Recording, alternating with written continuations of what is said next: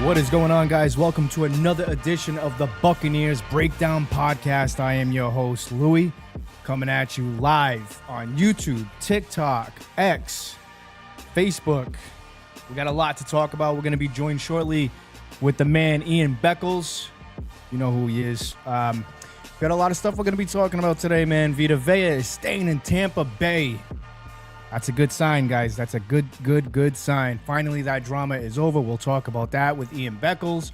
Also, the Bucs pass rush. Is this the deepest Bucs pass rush that we've seen in a while? We'll take a look forward to KC, what I want to see the Tampa Bay Buccaneers do. We'll talk about Jalon Daniels, Emeka Egbuka. We're going to get into all of that stuff. But before we get into any of that, please subscribe. Smash the like button. Greatly appreciate it if you guys do that, man. That goes a long way with us, man. And subscribe to TikTok as well. Well, like us on TikTok. Follow us on TikTok. We got a loaded show, like I said. I appreciate you guys tuning in. We are live on TikTok as well. If you guys want to jump in, talk your shit, you are more than welcome to. My co-host, DJ Ups, will be joining us live on TikTok. What's going on TikTok? We are also live on YouTube. We're waiting for Ian Beckles to join us. Oh, there he is right there. We're going to get him in here in a little tiny bit. But like I said, I want to talk a little bit about the Tampa Sports Collectors Expo.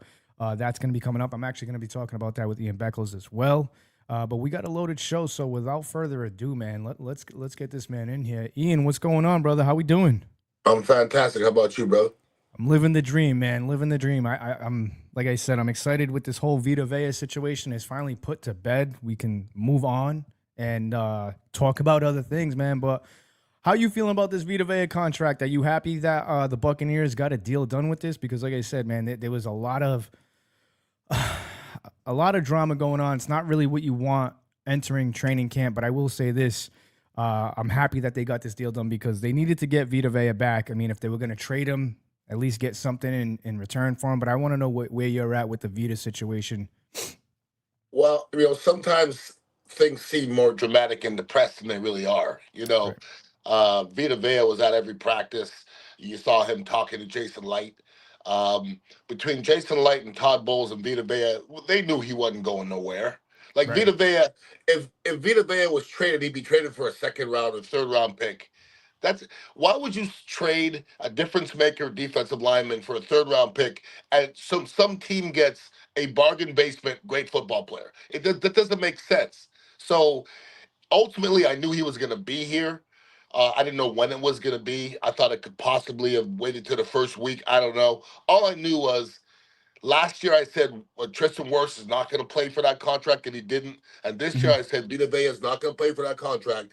And he didn't. And they shouldn't because they deserve more money. Was keeping Vita the right move for the Tampa Bay Buccaneers, you think? Because, like I said, we have another guy, Baker Mayfield, who's, feeling disrespected, wants a contract. Do you think they made the right move here? I mean, Vita got his money, man. He got paid and deservingly well. What do you think? I don't think they're related, okay? Not paying Baker Mayfield has nothing to do with money. They have the money. It's just they're making a decision. Not signing Vita Vea, Todd Bowles would be dead man walking.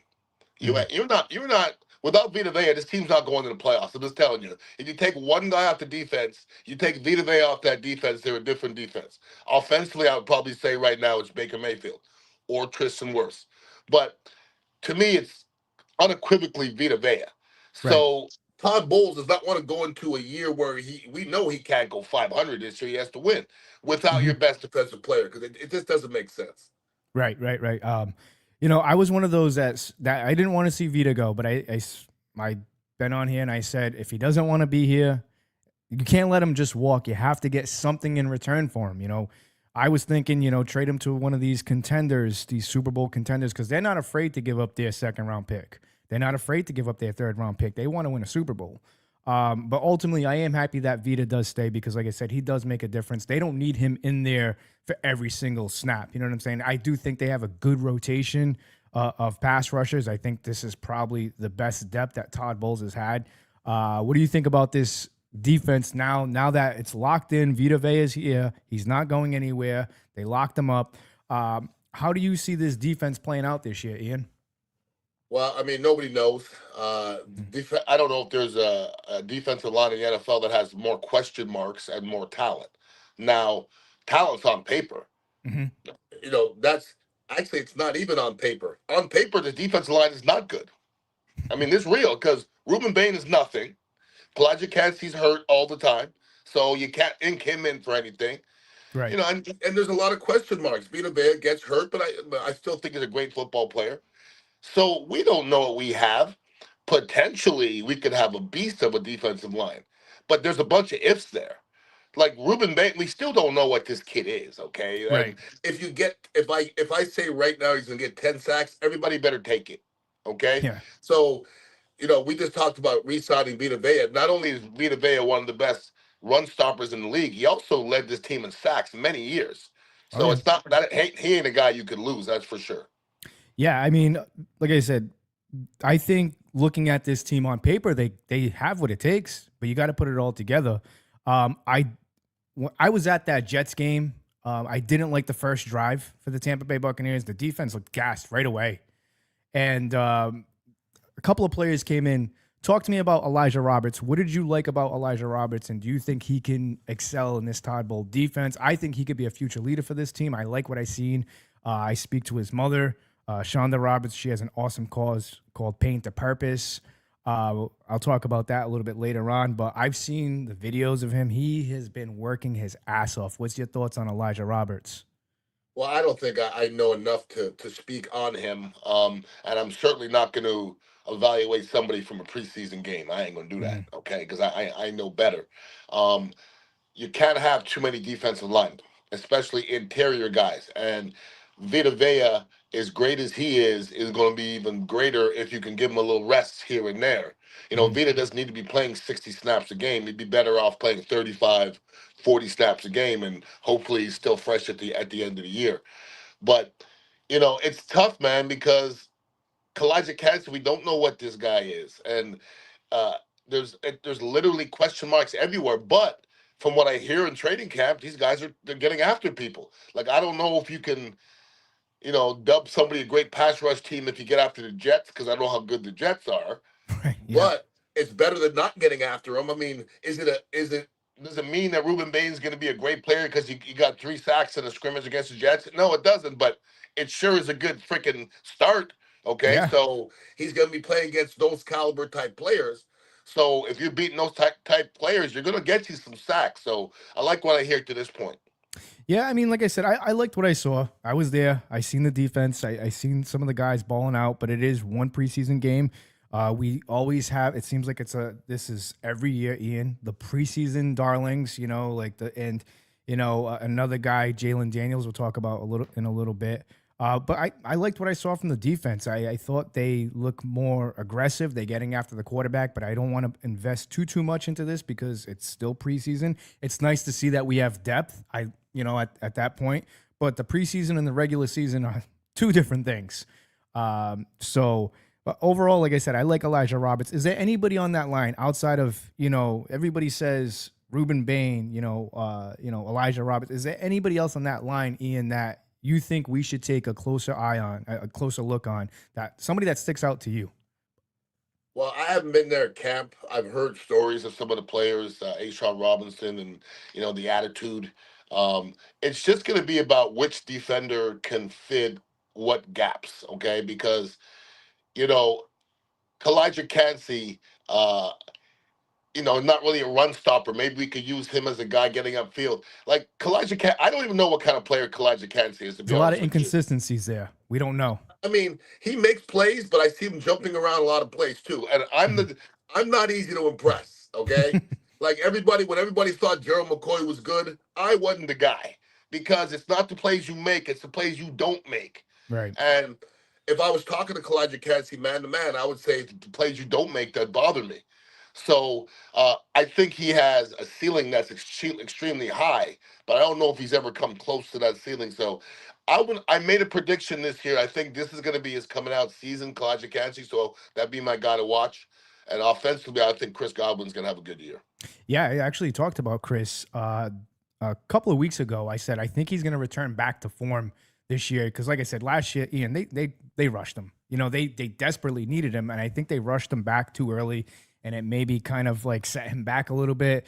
I understand, if you can play, you can play. Everybody's playing hurt, but I am excited to see Chris Godwin out there fully healthy, and I like the rotation of wide receivers, kind of like the defensive line, man. In that front seven, the wide receiver room, I like it, but then again, like I said, everything looks great on paper. We have to see these guys put it together. Ted Hurst, a lot of people are ranting and raving about Ted Hurst. We'll get into him a little bit. I just kind of want to go back to the Ruben Bain because everybody is hyping this kid up, and like I said, me as an outsider, I've done other sports. I've boxed, jujitsu, all that stuff. Never played football. I've played soccer. Never been a part of a training camp. But I think I know enough to know, seeing this kid putting in extra work, how much do you think, and I know he's just a rookie, how much do you think Ruben Bain's going to change this defense for the Tampa Bay Buccaneers? Once again, I haven't seen enough to give you my real evaluation, but from what I've seen and what people are saying about the guy, everybody made a big deal of him going out there practicing late and staying after and doing extra work. That doesn't make you a great football player, but that's the characteristic of a good football player. Okay, right. So it doesn't mean he's good. I've seen shitty football players sit out there an hour after practice and they were still shitty. But when you have a great football player that's kicking ass in practice and staying an hour afterwards, that's Michael Jordan type shit. So yeah, I'm not putting him in the Michael Jordan type category, but I like his mentality. So, right. And I was talking today on air. I was on the 620, and they were talking about attitudes. And when Warren Sapp came in the locker room, he brought an attitude. And so did Derek Brooks, and so did Hardy Nickerson. We need that, because if I said who was our attitude last year, I'm not sure who you would say. So we need that attitude. If it's a young Ruben Bain, so be it. Let's rock. Yeah, I mean, like I said, I'm excited, Ian. I mean, everybody's excited for the Bucs this year. I mean, but we look what happened last year. Hopefully, it's not a repeat. Todd Bowles, I think he is coaching for a job. Like I said, I mean, he is on the hot seat, especially with the fan base. Everybody wants to see him out of here. I don't know, man. I think this year is going to be a little different, Ian. I mean, I like what I see. I like the aggression that they're playing with. I mean, he got in trouble early on in the season. What was it? OTAs for, I think, running too many practices or whatever it was. I think they have a certain limitation. Let me ask you about that. Mm-hmm. The amount of injuries in the NFL right now, what do you think what's causing that? Is it a lack of practicing? Is it not enough practicing? Like, what's going on there? Yeah, I don't think it's rocket science. The game is sissified. I heard Michael Irvin go off the other day, and I stood up and clapped. Like there was a present day receiver that was saying that Michael Irvin wasn't that great. Mm-hmm. Bro, wow. This is not the same game, man. Okay, it's just not the same game. Like we hit twice a day every day. We did goal line twice a day. We did short yards. We did 9-on-7. We did 1-on-1 pass rush every day, twice a day. So we were calloused. These guys were soft. I mean, why is there injuries? Is because if you're gonna fight a 12-round fight as a boxer, and you're only preparing for 3 rounds, you're gonna get your block knocked off in the 8th round. You got to get your cardio up, man. You got to do when you're doing 3-minute rounds of jump rope, and there is no break. It's just it's double ups when the bell rings. Like it's just I agree, man. I think these guys are gonna practice more. I think that's what's going on. I don't know. I don't agree with Thursday night football neither. I don't like Thursday night football. I think that's something they need to do away with. Like I said, but I mean, I'm not in charge, so that's not my thing. But I mean, like I said, Ian, I'm not a big fan of Thursday night. I don't know how you tell a team, especially coming off on a Sunday game and trying to prepare.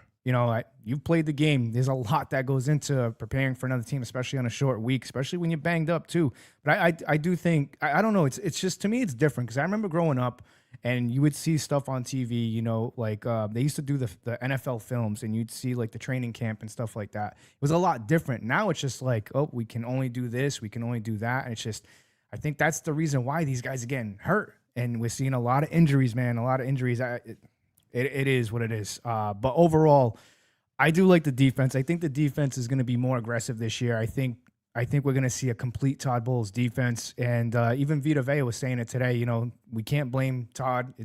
It's on the players. Do you agree with that statement? Did you hear what he said at the podium? 100%. I've been saying that forever. I Right. mean, I if somebody says, "Is Todd Bowles a good defensive coach?" The answer is yes. Yes.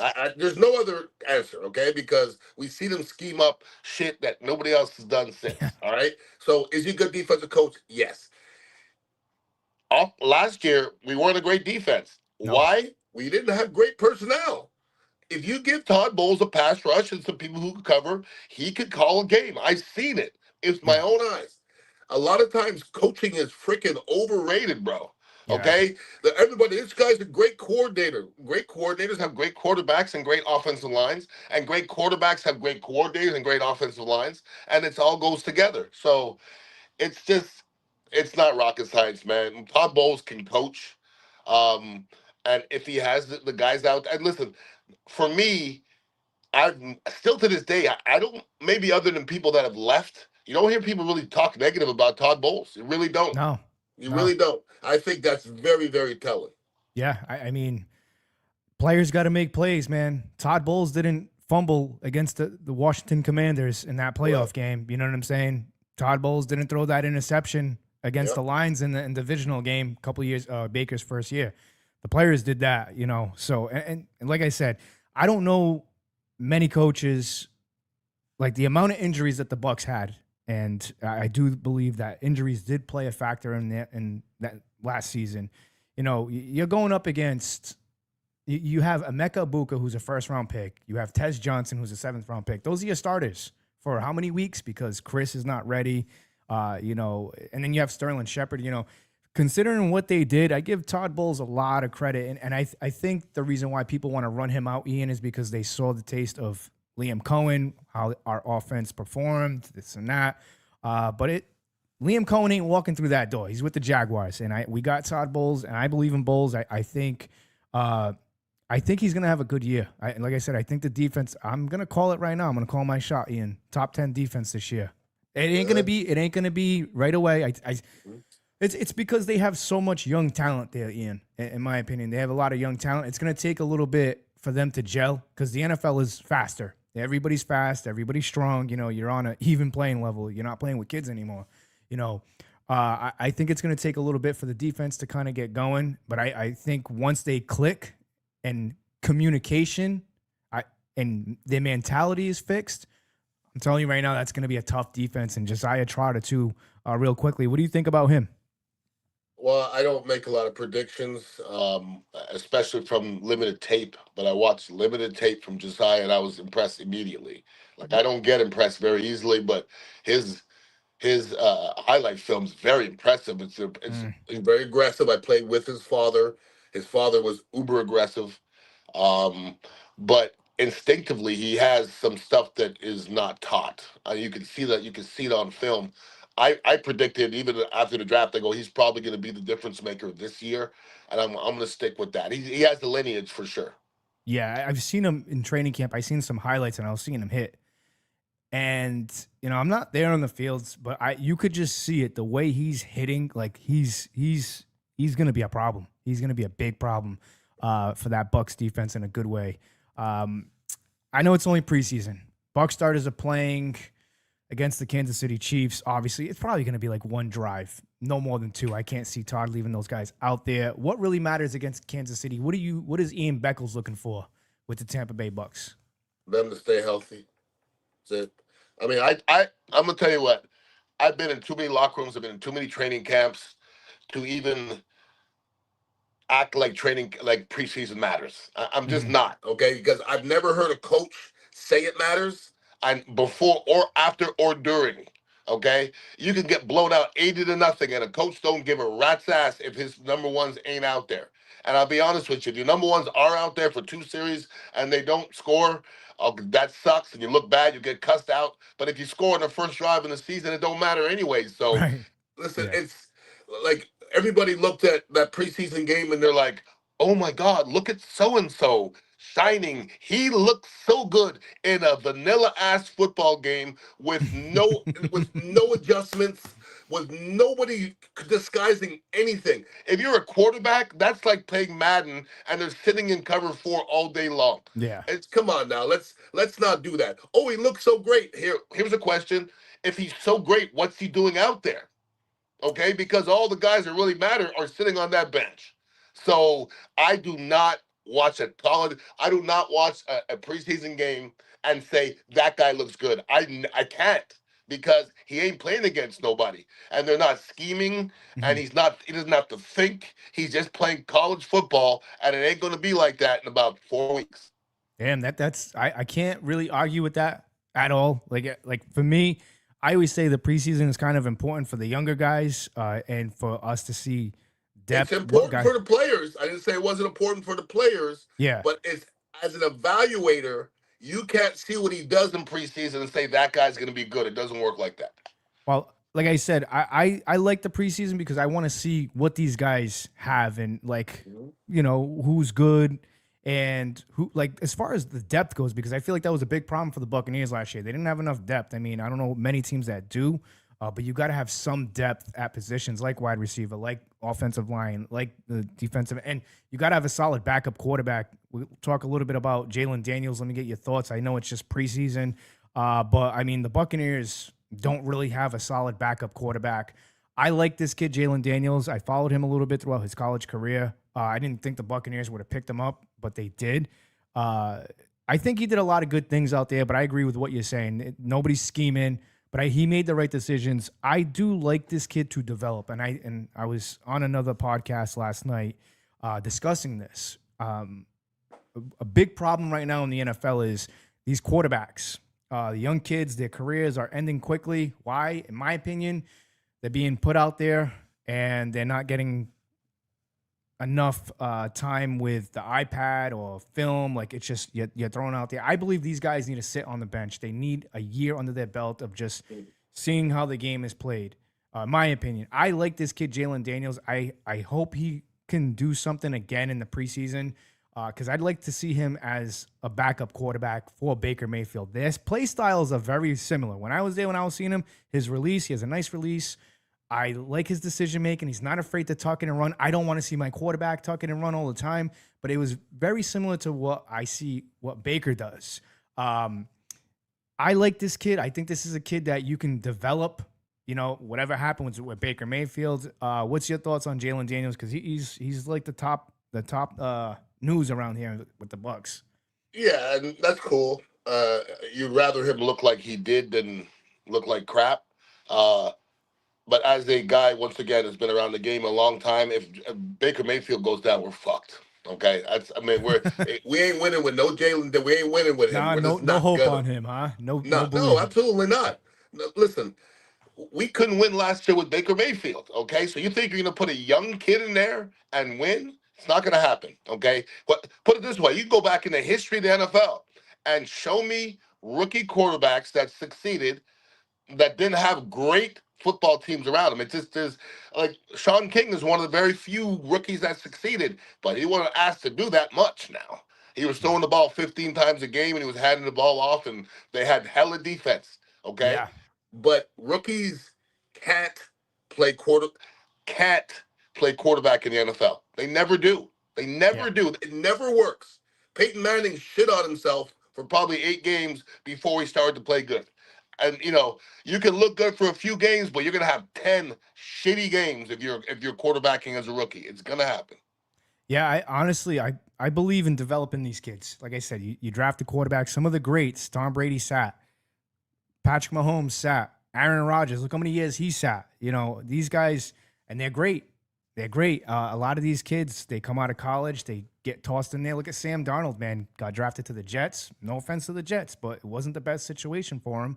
I think I had Seneca. Yeah, I think it was Seneca Wallace who I had on. He was talking about how, in order for a rookie quarterback to succeed in a system, everything has to be perfect. They have to have a top 10 defense. They have to have pieces there. And very rarely does that ever happen. It's best if they sit and develop for a year. It's not the most popular thing to do, but unfortunately, it's the right thing to do. That's why you have these bridge quarterbacks, man.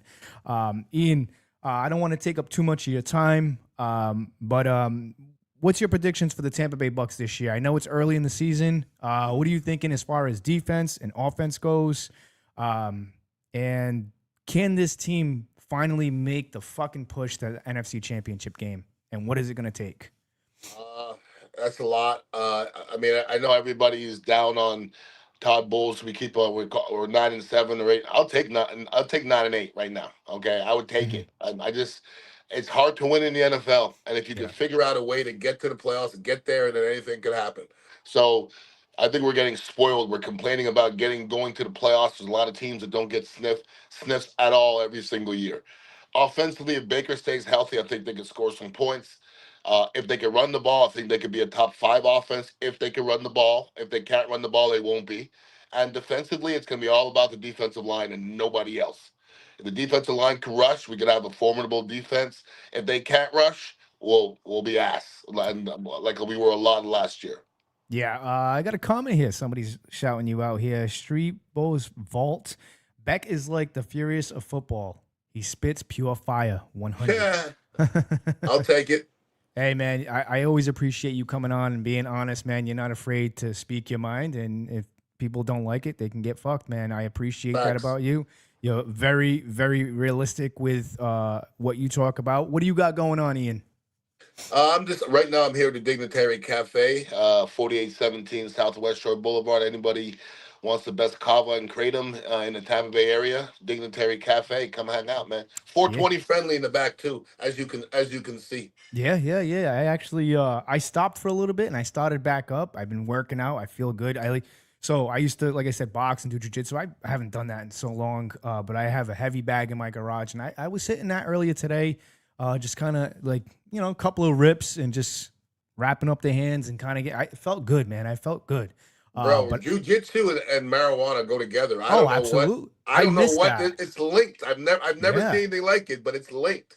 I smoked one time. This is many, many years ago when I was in a gym doing jiu-jitsu, and a lot of those guys now, they're in the UFC.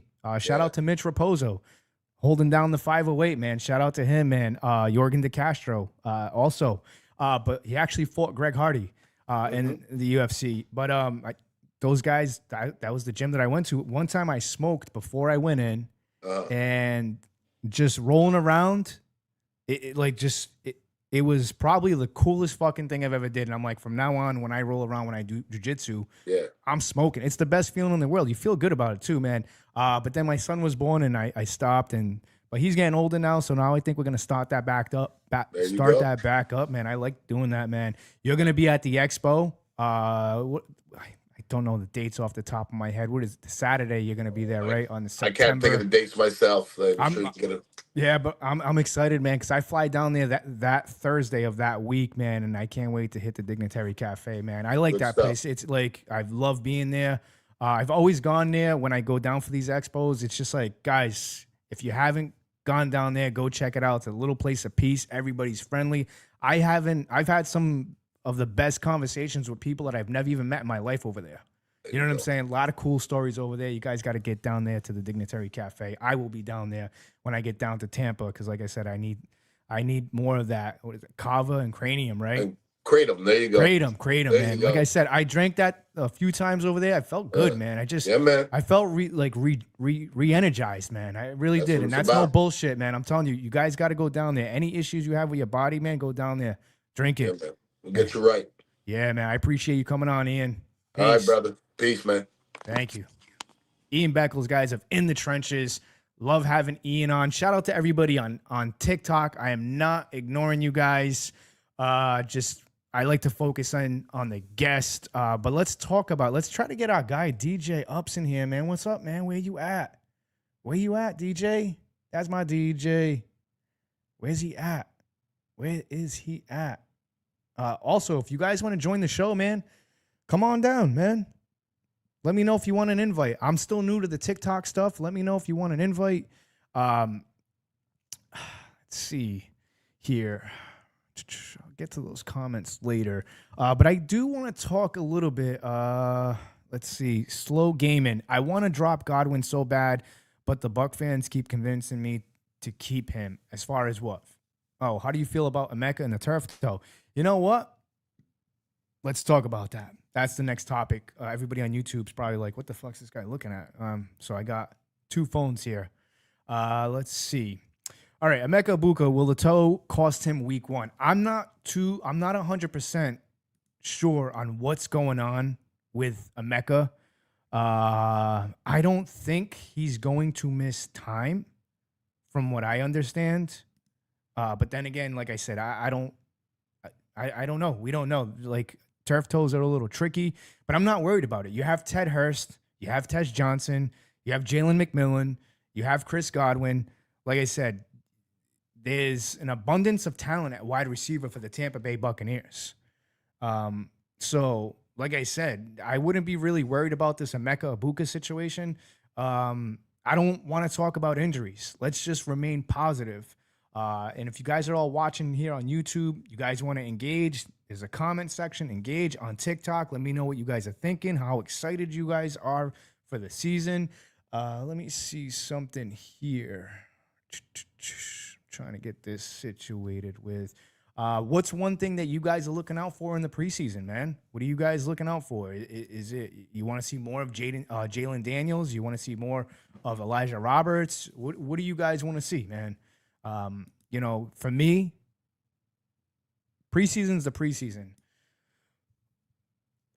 Something that I want to see for the Tampa Bay Buccaneers that I don't feel like nobody's really talking about enough is the special teams. They need to clean that up.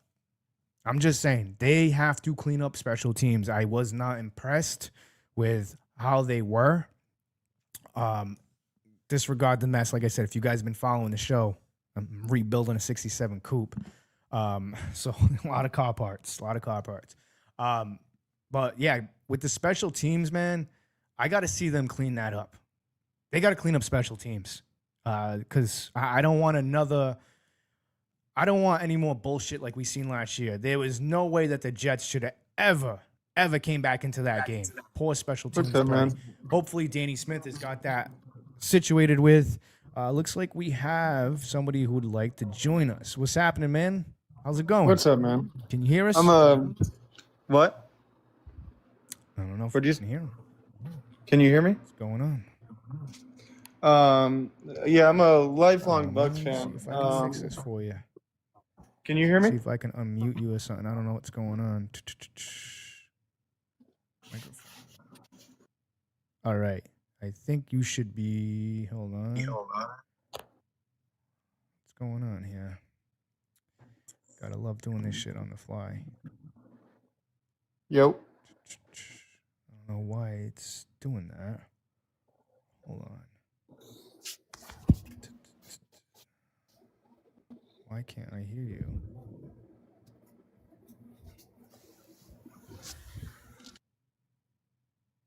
I think your microphone's turned off, bro. That's what it is. It's not on my end. I think your microphone's turned off. Can the chat hear me? Let's see. Yeah, I think your microphone's turned off, bro. Hello? Are you a former NFL player? No, I am not. I am not a former NFL player. Can chat hear me? Guys, give a thumbs up if you can hear him in the chat. Hello? Like I said, I can't hear you. I don't know what that's about. Yeah, all the levels are up, man. That must be something on your end.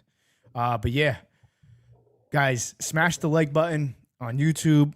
Like I said, I appreciate you guys tuning in. We hear you both. I don't hear you though. All right. Maybe it's your maybe it's your headset. Nothing. I got nothing. Come back in and we'll see what we can do there. Just come back in. I don't know what's going on with my guy DJ Ups. He was supposed to join us. Yo. All right. Can you hear me? For some reason, I still can't hear you. I don't know what that's about. Hello? Hold on. Because we're going to wrap up this on YouTube because we want... We got some stuff. Hold on. Let's see. Microphone. Huh. I I don't know why it's doing that. I don't know what the deal is with that. Everything's turned on, right? All right, guys, let me wrap this up on YouTube. We're going to continue with TikTok. I'm going to wrap up on YouTube because, like I said, I don't want to take up too much of your time, guys. The Loose Cannons are going to be going on live at 7. I believe it around 7:30ish, 8. So shout out to them, guys. Shout out to Stank, man, for shouting us out. We're going to wrap this up on YouTube, but we're going to continue on TikTok. So if you want, join us on TikTok. With all that being said, guys, I appreciate you guys tuning in on YouTube, but we are going to wrap this up on TikTok. My final thoughts, what I'm looking for in this preseason game. Honestly, not much. I'm excited that Vita Vea is staying with the Tampa Bay Buccaneers. He got his money. I'm looking out for special teams. Hopefully special teams can get their shit together because that's pretty important. So special teams, and I'm going to continue to watch Jalon Daniels. With all that being said, I appreciate you guys tuning into Buccaneers Breakdown live on YouTube. We're going to continue this on TikTok. So TikTok, hang tight. Peace, YouTube.